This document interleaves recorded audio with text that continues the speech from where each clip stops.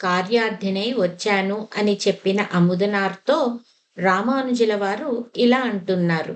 అముదనారే, మేము తీర్చగలిగేదైతే అంతకంటే కావలసినది ఏముంది చెప్పండి అని అడగగా కూరేశ మిశ్రులు ఇలా చెప్తున్నారు.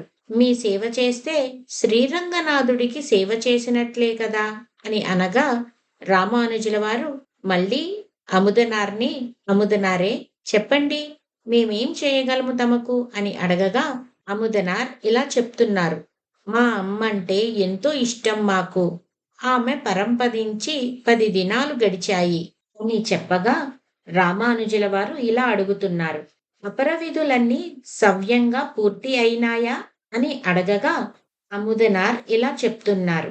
జరిగాయి స్వామి. రేపు 11వ రోజు ఏకోదిష్టం అని చెప్పగా మరి రేపటికి భోక్త లభించారా అని రామానుజుల వారు అడగగా సరిగ్గా గ్రహించారు. అందుకే మీ సహాయం కోరి వచ్చాను. అందరినీ ప్రార్థించాను.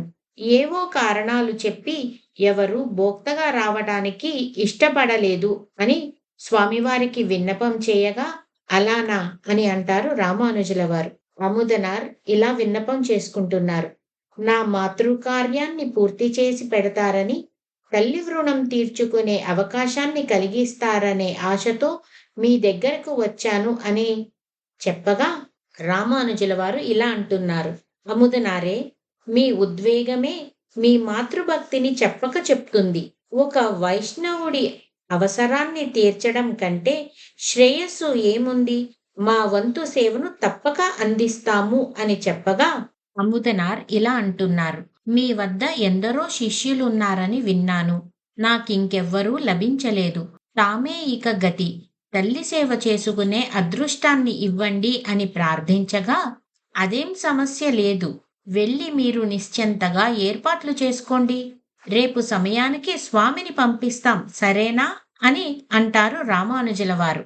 రామానుజుల వారికి అముదనార్ నమస్కరిస్తూ ధన్యోస్మి, కృతజ్ఞతోస్మి, వెళ్ళి వస్తా అని చెప్పి బయలుదేరుతారు. తరువాత కూరేశమిశ్రులు రామానుజుల వారితో ఇలా అంటున్నారు. స్వామి, మీ ఉపకారము వీరిలో చాలా మంచి మార్పు తెస్తుంది.